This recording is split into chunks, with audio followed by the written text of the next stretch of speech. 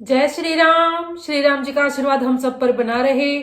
आज हम श्री रामचरितमानस में 28वें मास पारायण का भाग 3 पढ़ेंगे। पढ़ने से पहले अपने गुरुदेव के चरणों में नमन करते हैं। भगवान शिव, माता पार्वती, श्री राम जी और सीता माता के चरणों में नमन करते हैं और हनुमान जी से प्रार्थना करते हैं कि वो पढ़ने में हमें शक्ति प्रदान करे और पढ़ने में कोई गलती हो तो हमें क्षमा करे। ओम श्री गणेशाय नमः।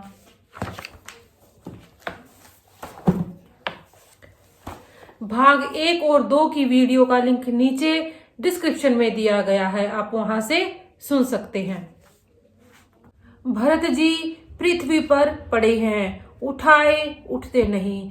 तब कृपा सिंधु श्री राम जी ने उन्हें जबरदस्ती उठाकर हृदय से लगा लिया। उनके सांवले शरीर पर रोए खड़े हो गए। नवीन कमल के समान नेत्रों में प्रेमाश्रुओं के जल की बाढ़ आ गई। कमल के समान नेत्रों से जल बह रहा है। सुंदर शरीर में पुलकावली अत्यंत शोभा दे रही है। त्रिलोकी के स्वामी प्रभु श्री राम जी छोटे भाई भरत जी को अत्यंत प्रेम से हृदय से लगाकर मिले। भाई से मिलते समय प्रभु जैसे शोभित हो रहे हैं, उसकी उपमा मुझसे कही नहीं जाती। मानो प्रेम और श्रृंगार शरीर धारण करके मिले और श्रेष्ठ शोभा को प्राप्त हुए। कृपा निधान श्री राम जी भरत जी से कुशल पूछते हैं, परंतु आनंदवश भरत जी के मुख से वचन शीघ्र नहीं निकलते। शिव जी ने कहा, हे पार्वती सुनो, वह सुख अर्थात जो उस समय भरत जी को मिल रहा था वचन और मन से परे है। उसे वही जानता है जो उसे पाता है। भरत जी ने कहा, हे कौशलनाथ, आपने दुखी जानकर दास को दर्शन दिए, इससे अब कुशल है। विरह समुन्दर में डूबते हुए मुझको कृपा निधान ने हाथ पकड़कर बचा लिया। फिर प्रभु हर्षित होकर शत्रुघ्न जी को हृदय से लगाकर उनसे मिले। तब लक्ष्मण जी और भरत जी दोनों भाई परम प्रेम से मिले। फिर लक्ष्मण जी शत्रुघ्न जी से गले लगकर मिले और इस प्रकार विरह से उत्पन्न दुख का नाश किया।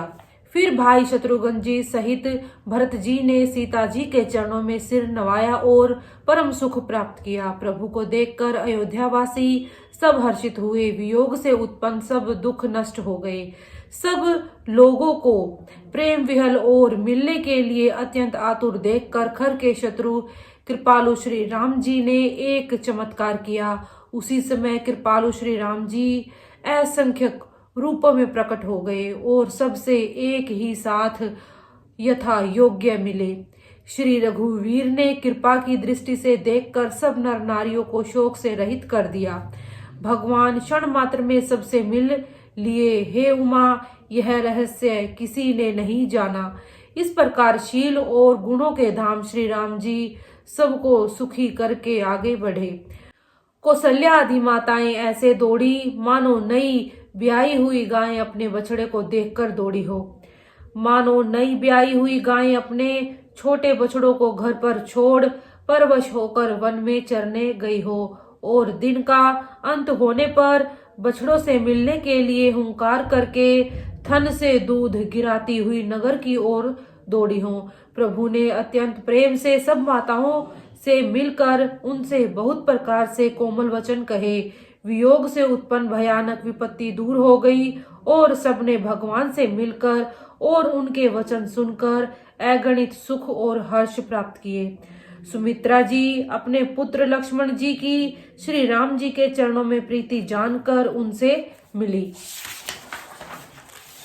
श्री राम जी से मिलते समय कैकेयी जी हृदय में बहुत सकुचाई।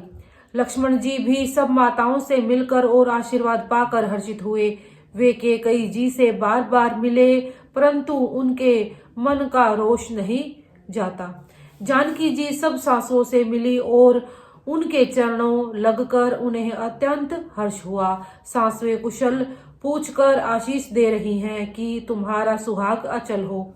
सब माताएं श्री रघुनाथ जी का कमल सा मुखड़ा देख रही हैं।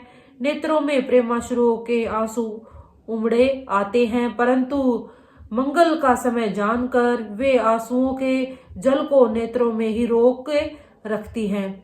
सोने के थाल से आरती उतारती हैं और बार बार प्रभु के श्री अंगों की ओर देखती हैं। अनेकों प्रकार से निछावरे करती हैं और हृदय में परम आनंद तथा हर्ष भर रही हैं। कौशल्या जी बार बार कृपा के समुद्र और रणधीर श्री रघुवीर को देख रही हैं।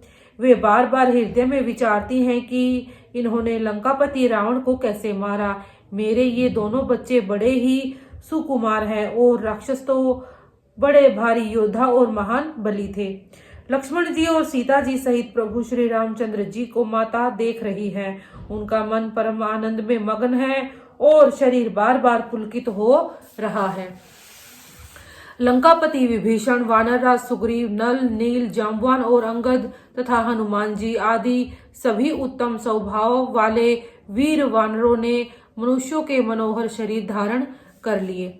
वे सब भरत जी के प्रेम, सुंदर स्वभाव, त्याग के व्रत और नियमों की अत्यंत प्रेम से आदर पूर्वक बड़ाई कर रहे हैं और नगरवासियों की प्रेमशील और विनय से पूर्ण रीति देखकर वे सब प्रभु के चरणों में उनके प्रेम की सराहना कर रहे हैं। फिर रघुनाथ जी ने सब सखाओं को बुलाया और सबको सिखाया कि मुनि के चरणों में लगो।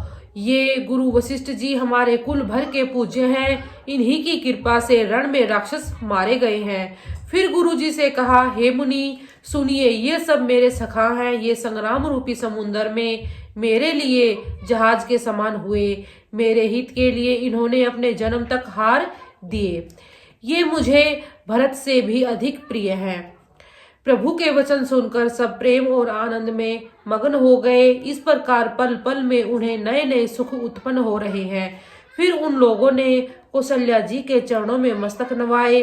कौशल्या जी ने हर्षित होकर आशीषें दी और कहा, तुम मुझे रघुनाथ के समान प्यारे हो। आनंद कंद श्री राम जी अपने महल को चले। आकाश फूलों की वृष्टि से छा गया।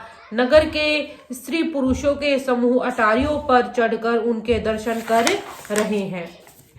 सोने के कलशों को विचित्र रीति से मणि रत्न आदि से अलंकृत कर और सजाकर सब लोगों ने अपने अपने दरवाजों पर रख लिया। सब लोगों ने मंगल के लिए वंदनवार ध्वजा और पताकाएं लगाई। सारी गलियां सुगंधित द्रव्यों से सिंचाई गई। गज मुक्ताओं से रचकर बहुत सी चौकें पुराई गई।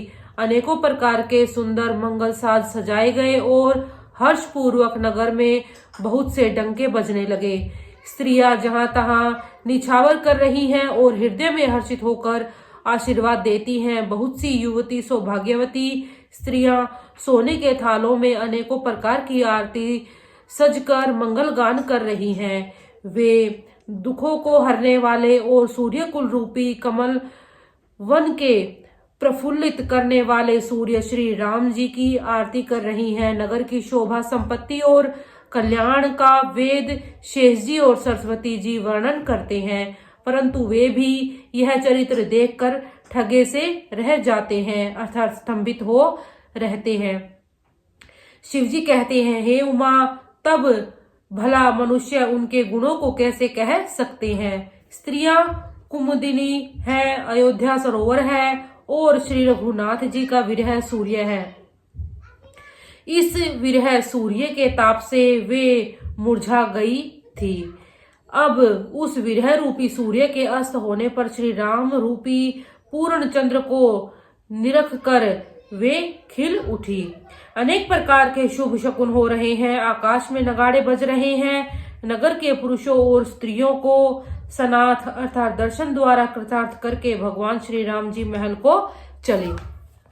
शिव जी कहते हैं, हे भवानी, प्रभु ने जान लिया कि माता कैकेयी लज्जित हो गई है, इसीलिए वे पहले उन्हीं के महल को गए और उन्हें समझा बुझाकर बहुत सुख दिया। फिर श्री हरि ने अपने महल को गमन किया। कृपा के समुद्र श्री राम जी जब अपने महल को गए तब नगर के स्त्री पुरुष सब सुखी हुए। गुरु वशिष्ठ जी ने ब्राह्मणों को बुला लिया और कहा, आज शुभ घड़ी, सुंदर दिन आदि सभी शुभ योग हैं।